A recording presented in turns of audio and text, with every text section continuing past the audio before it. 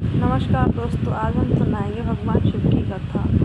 वो है भक्त और भगवान की। भक्ति में कितनी शक्ति है। वो है एक साहूकार और शिव की कथा।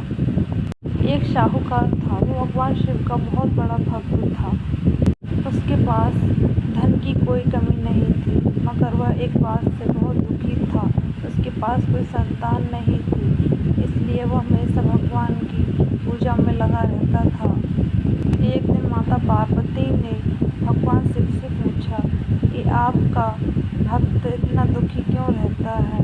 तब शिव जी ने कहा, इसके पास कोई संतान नहीं है, इसलिए बहुत दुखी रहता है। तो माता पार्वती ने कहा कि वो इतना बड़ा भक्त है तो इसे संतान क्यों नहीं देती भगवान। तब शिव जी ने कहा, जिसके कर्म में जो लिखा होता है वही होता है।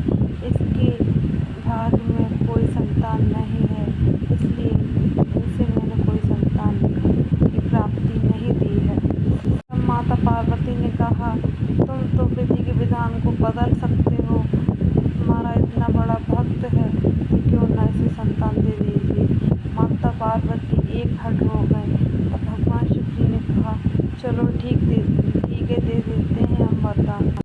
शिव जी ने उसे एक पुत्र का वरदान दिया था। साहूकार की पत्नी बहुत प्रसन्न हुई थी, मगर साहूकार नाखुश हुआ। साहूकार ने अपने बेटे को उसके मामा के साथ काशी शिक्षा प्राप्त करने के लिए भेज दिया था, मगर रास्ते में उसके मामा ने एक देवी देखी।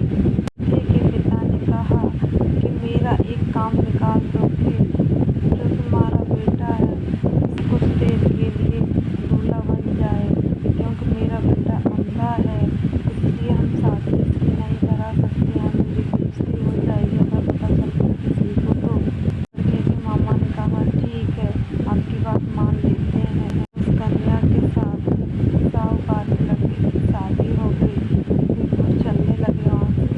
तब कन्या की चुनरी पर उसने लिखा, तेरा पति मैं नहीं हूँ, तेरा पति एक अंधा है। ये तो कुछ देर के लिए दूल्हा बनाया गया है।